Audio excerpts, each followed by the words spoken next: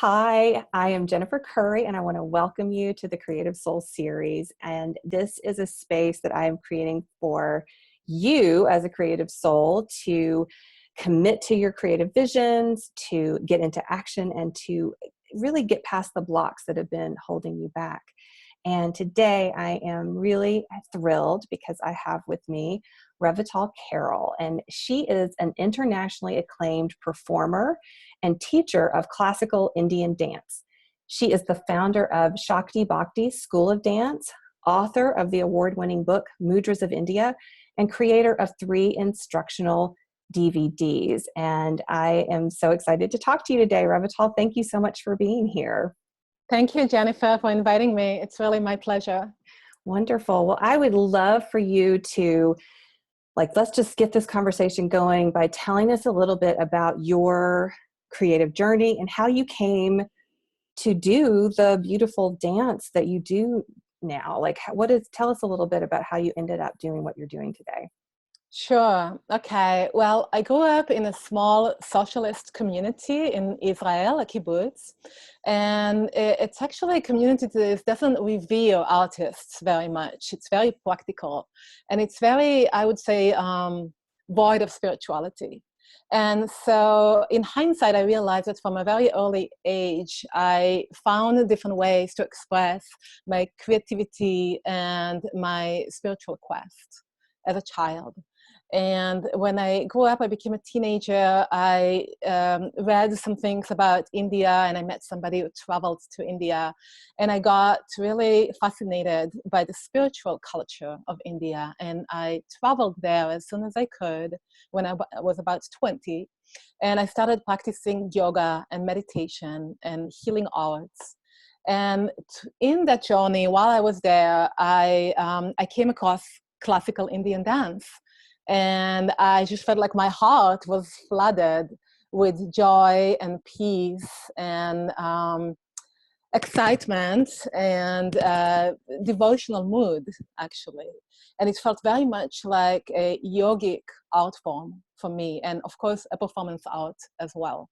And I actually always loved dancing. I always, I took a dance class when I was a kid, and I was more in the path of ballet and modern dance and jazz and those kind of dances. So Indian dance was completely foreign to me, and it really blew my mind with the intricacy and the beauty and the technical complexity and of course the yogic aspect of it. And so I gave it a try. And I still remember my first class. I was almost crawling out of the class because it was so overwhelming, and it was so intense, and it was so different than anything I did before. And of course, it was very traditional setting. I don't teach the way they taught me. I'm much more gentle. Right. But it was just going on all day. And it was very powerful, though. I felt, the Shakti, the energy rushing through my veins. And I felt that awakening and awakeness that I have not felt before, and excitement. And I knew I have to come back the next day. And so I did. And I kept coming back. And that's really how I discovered Indian dance. I had a little bit of a dance with a dance, going in and out of practicing it in the earlier years. But eventually, it really clicked in for me as my devotional, spiritual, creative practice that felt like it was a container to exploring and developing everything I was passionate about. Wow. Well, actually experiencing you through your website and just finding your work, and I'm not a dancer by any stretch of the imagination, but I felt that energy that you're describing. Like when I saw what you were doing, I had that same, I was like, oh my gosh, this looks so it's so beautiful, and it looks like so much fun and challenging too, for sure. Yeah. But like, I don't know, there's something very goddessy about it that I've found like so appealing and beautiful. So I just want to share that. But Thank you, you. yeah, so you've dedicated now your life to, you do this. Tell me the name of this type of dancing. Odyssey. Odissi Odyssey. dancing, yes. So you've dedicated your life to teaching this, and you perform it as well. You also do yoga, and meditation is still a huge part of your just daily practice. How do you experience the connection between all of these sort of passions that you have, and bringing that together? How does that Yeah, connect? I just want to actually first respond to what you were saying about I'm not a dancer, Oh, because there is an African proverb that I very much relate to that says, if you can talk, you can sing. And if you can walk, you can dance. I love that. I love And that. I really believe it. And when you look at little kids, babies and toddlers, they always sing and dance. Every little kid likes to dance. It's such a natural expression of our humanity.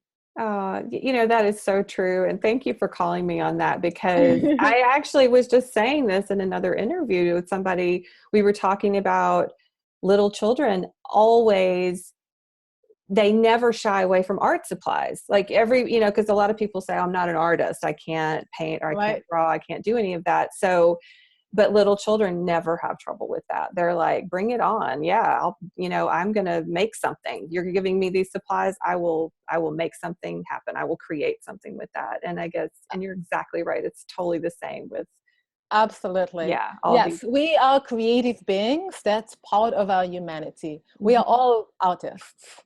It's Whether true. whether we choose to pursue it on a professional level and dedicate the vast majority of our energy to develop that artist facet of our being or not. But in a sense, when you look at life, when you look at any kind of endeavor that you put your heart and soul into, it's all creative. Even computer engineering is creative, and Mhm. coding is creative, and really accounting is creative, and Mhm. anything is a way to express your creativity. Yeah, Uh, I completely agree with that. Yeah. but I do want to talk a little bit about the connection between yoga, meditation, and dance. The way I see Odissi dance is a meditation practice. It's a meditation it's a meditation in movement. And I often explain it to people because a lot of my students come from the yoga world, and they are already yoginis or yogis. And I tell them it's just like practicing yoga in rhythm and in flow. So we connect to different asanas, and we connect into the lyrical aspects of moving. And of course, we connect into the rhythmical aspect of our being. We are rhythmical creatures, of course. We have a heart beating in our body, and we have a blood moving, so we are kind Mhm. of connecting with rhythm and flow just by living in our body.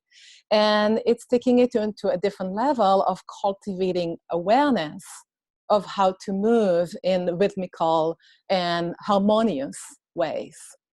So in that regard, it's also a yogic and meditative practice, because all of these practices are sharing the common roots of the understanding that this is a spiritual cultivation practice that is aimed at developing awareness and developing connection to the divine within us and divine around us. Whichever way whether you believe in God or not, it's that concept of a spiritual aspect of our being. Ah, that's beautiful. Yes. Yeah. And this is, actually, this is a theme that's starting to really come out in a lot of these conversations through the Creative Soul series, that, our creativity is an expression of our divinity. Like, however it's coming out, like, it is really tied in with who you are as a soul. It's coming from your soul. And I love having, I've wanted to bring lots of different creative people who express their creativity in different ways into this series, because I feel like, um, even if like dance is not your first expression, there's a lot that we can actually learn from it and get from it. It can actually support our creativity. Like I downloaded one of your DVDs because I was like, I need this in my life. I probably won't be a professional ODC dancer at any point, but I need this, this movement. This is going to feel good to me, and I feel like it's going to flow into other things that I'm doing. So Absolutely. Because I teach often workshops in different conferences and festivals. And it's not, if somebody is going to come and take an hour or 2 or 3 or a weekend even of a training with me, of course, they're not going to become a professional dancer. But I still feel it's very meaningful and powerful because it's infuse your being with a different way of experiencing the world. It's inspiring and it is empowering. Mm-hmm. And it can translate into whatever else you do in that regard. Yeah, so, absolutely. I love that.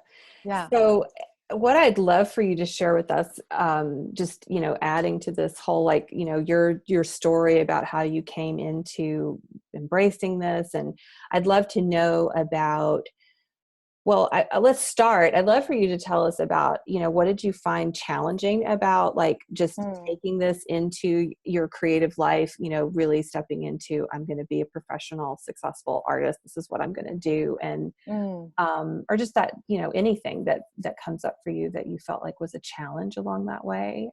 Sure. Yeah. Yeah. I guess, my biggest challenge in terms of being a successful artist is really owning the fact that I am an artist. I came from a family that is very intellectual in a more scientific way. So not so much artist intellectual, but more science, practical kind of intellectual. And there's no real professional artists in my family. So it wasn't something that I grew up thinking of as a possibility. And as I mentioned earlier, it was somewhat looked down upon in the community that I grew up in, because the sort of highest noble expression of humanity from their perspective was to being a contributing, productive member of the society. Mm-hmm. And so being an artist has seen more of kind of elaborating on, like being an expressive, creative being is sort of a leisure and a privilege. Right. Privilege rather than a passion that you must act upon. But for me, it was a passion that I felt that was consuming all of my being, and felt very much like this is my path. This is all of my faculties and capacities are coming together. My logical capacities, my artistic, creative capacities, my teaching capacities as a teacher, and my performing capacities, and being able to be the complete human that I am every day in my practice felt incredibly nourishing and powerful for me as in my process as a woman and as a human being. And so I think that my biggest challenge was acknowledging, embracing, and admitting to myself that I am an artist. In fact, I am a dancer. And not only it's okay, it's fantastic. Yeah. There's nothing wrong with it. And I don't need to apologize to anyone or to try to explain. I feel like in my earlier years, I was trying to explain a lot of people from my family or from my childhood or just any kind of people why I'm doing it. People really would ask that question, like, why are you doing Indian dance? And really, why not? Right. But of course, I mean, I had to ask that question to myself. So this is really, a big part of even everything that I'm sharing with you today in this interview is relates to why I'm doing it. But I have to say, really the biggest and maybe the only challenge that I had is accepting myself as an artist. It's the self-image, self-reflection, and honoring myself for what my heart and soul are telling me to do. Mm-hmm. Otherwise, I feel like everything always just kind of happen as it should, and things just, I was asked to teach dance. I never really had to push my way through. I feel like when I was ripe, then the opportunities came to me. Okay. Yeah. So yeah. Right. But you were in the position, like you were ripe though, because as you say, like you were ready to step into that because you had also owned this. This is what I'm hearing. You owned this, and then you were able to commit to the processes that you needed to commit to really cultivate your creative expression. And then you were ready when these opportunities came to step into it. Exactly. Yeah. And to continue to believe in myself, to Mm-hmm. continue to believe that I have something to offer with my art form as an artist. Every time I step into the classroom, every time I step onto the stage, every time I'm asked to write an article or anything that I contribute with my Yes. art form. Yeah, Yeah. I think that is such a really important thing to say, because I actually feel like what you're describing, like that belief in yourself as a creative, like that, I think this is easy for, well, I think we all do it, but I think creatives do this, I'm not good unless they think I'm good. I'm not, creative, or I'm not talented unless I'm being validated by whoever they are. Like it could be whatever, we have different constructs in our minds about who they are. And I feel like what you're saying is so powerful, because it's really our opinion of ourselves that really matters the most. Like if you feel that you are making a contribution and that, and you are your own cheerleader and your own, you're believing in yourself, then everything you're doing is infused with that power. And it does matter. It is making a contribution. And other Absolutely. people get enrolled in that. Other people see that, and then they're like, oh yeah, that's really cool. But it kind of starts with us as the creatives. I fully agree with it. It's of huge importance. I mean, honestly, it's even relationship coaching 101 is first you have to love yourself Yes. in order to love others, in order to even feel like you deserve the love of others. If you want to be in a relationship with other people, you have to first love yourself. If you want to share your art, if you want other people to love your art and to believe in your art and to invite you to participate in artistic collaborations and so on and so forth, you have to believe in your art. You have to love it. Yes, So. that's absolutely true. And I'm so glad you're saying that, because it is. We need to love our artist. We need to love our inner artist. she will thrive if you love her. Yes. And I feel like a lot of what you're teaching and what you're bringing to share with other people is sort of a pathway to, like, I don't know if that's how you would phrase it, but it feels like there's a pathway to self-love and embracing like beauty within ourselves. I would love, if you could talk to us a little bit about, as a dancer, as a teacher, what does light you up? What are you really passionate about sharing with other people through this art form? Yes. I love how you say it, by the way, a path to loving yourself. Yeah. I'm really passionate about the process. I'm passionate about the little shifts that happen when you step into the studio, into the dance floor, and start practicing very simply, one step at a time. I'm passionate about seeing those transformations occurring in my students. And when I see my student blossom from someone who feels very shy or awkward or low self-esteem and hesitant and maybe even clumsy, and I always say it's not a problem.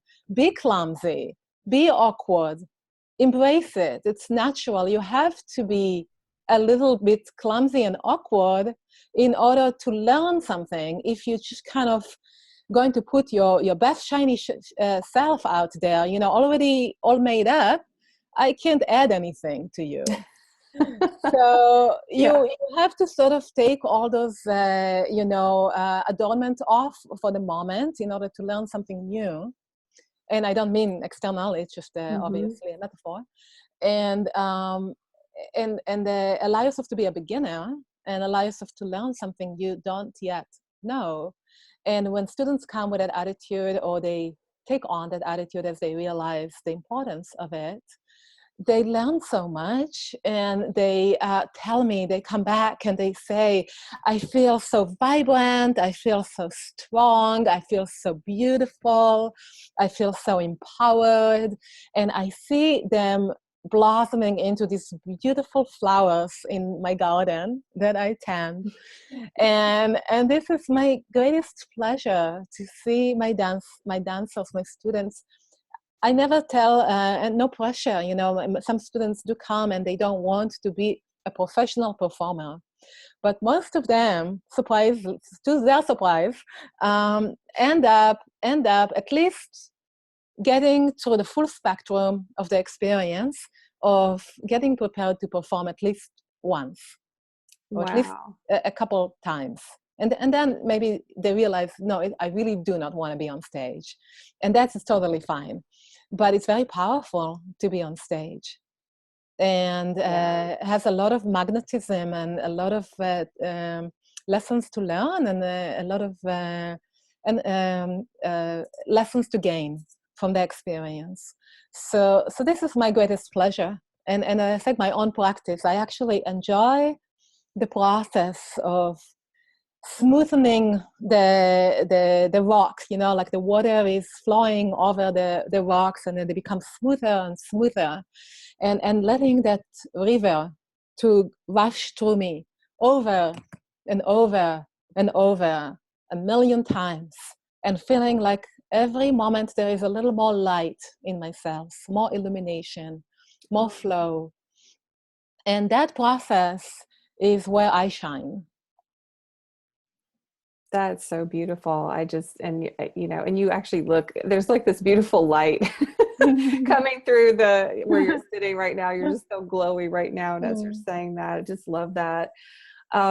You describe your process you've used this term embodied divinity, which I love that, because I feel like, again, like all of these different ways that we create, we're sort of embodying our divinity.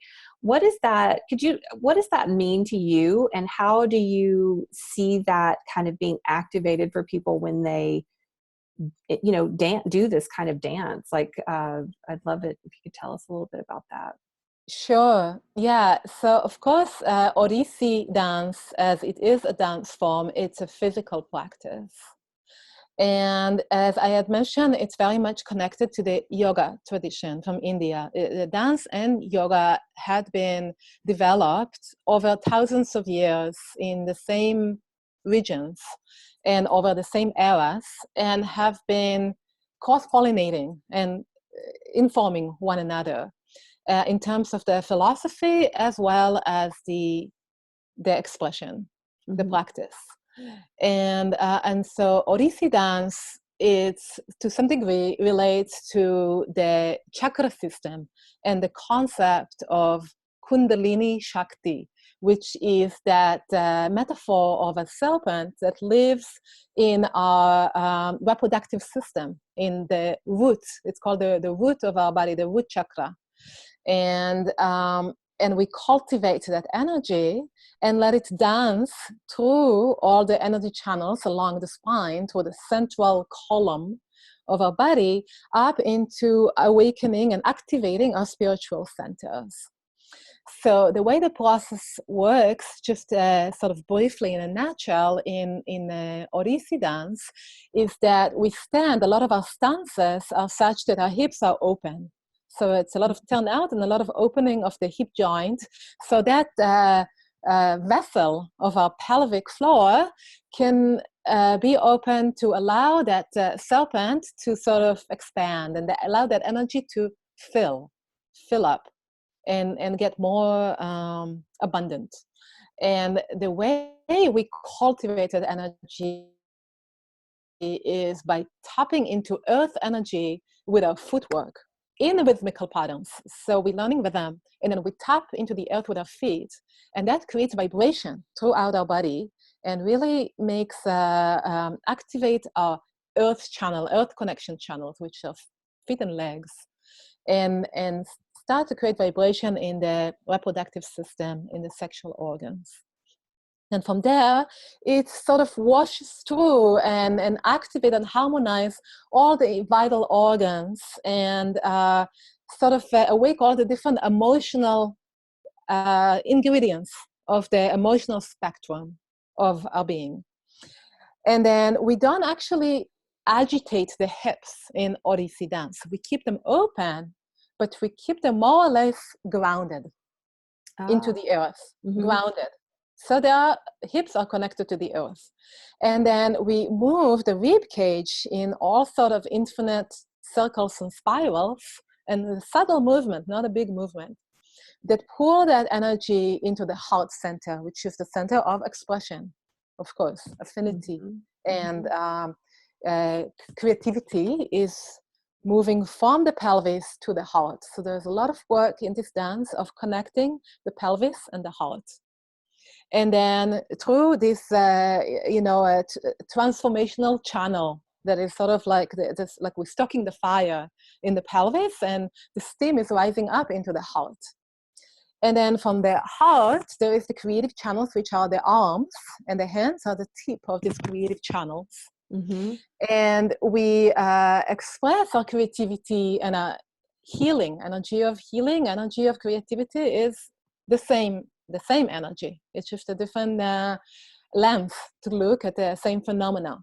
Right. Because healing energy is a creative energy. And so we express it through our hands.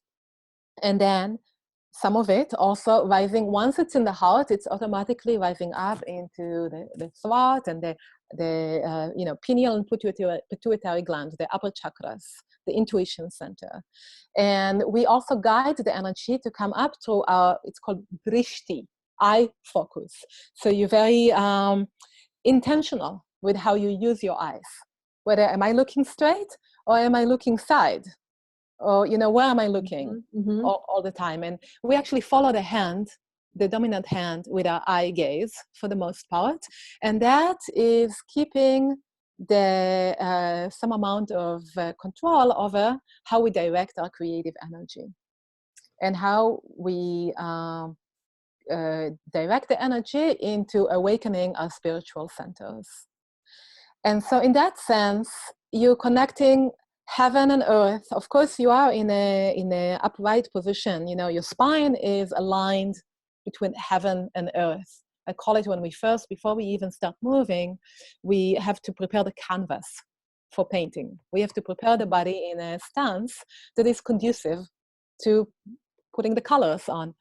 So that is, I call it a pillow of light. It's like you are, or a sacred pillow of light. You become this kind of a light being, and you're grounded to the earth, and it's like you are maintaining the order of the universe by pushing the earth down with your feet and keeping the sky above through the crown of your head.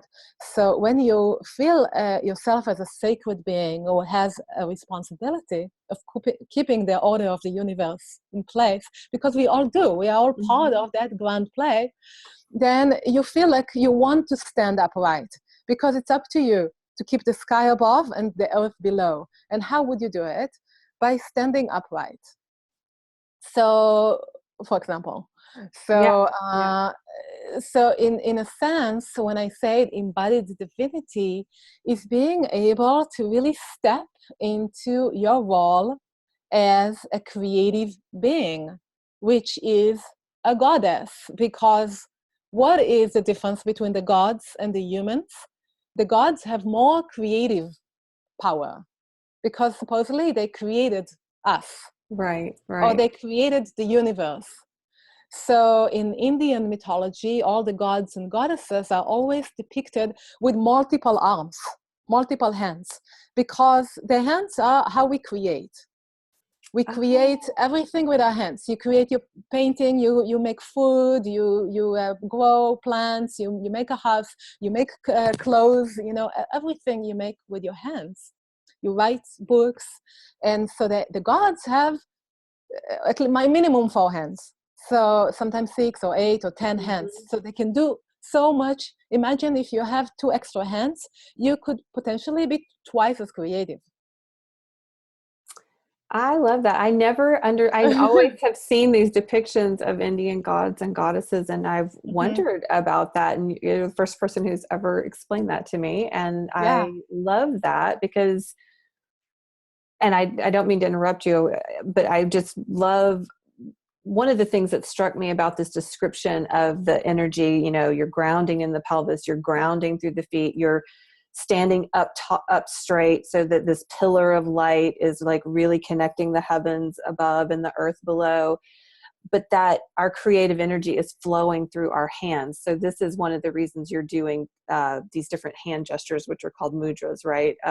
correct. Are part of the dance. So that's the creative expression, like the hands are actually being very expressive as you're dancing.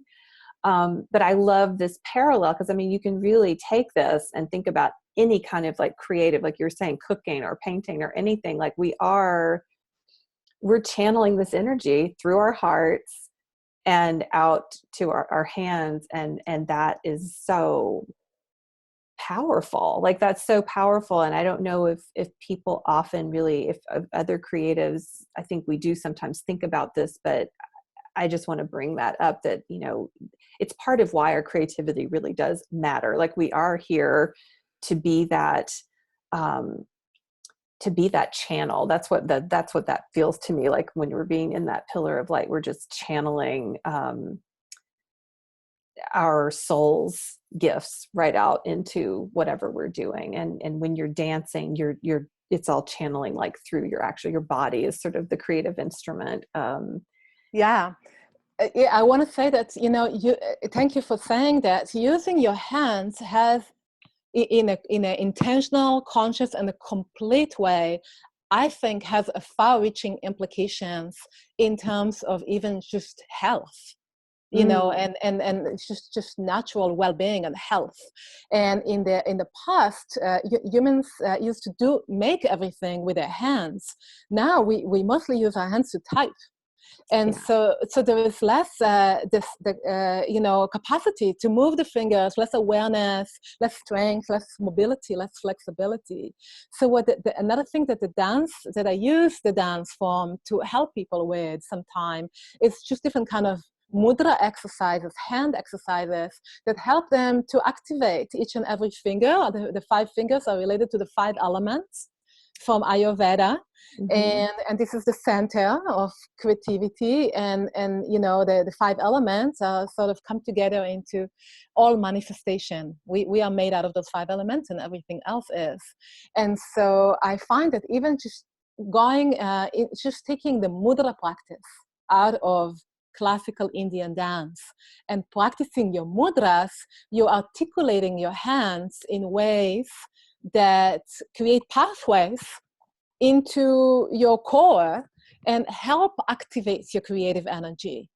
So you tap into your creativity just by finding new pathways of using your hands. It's very powerful. Wow.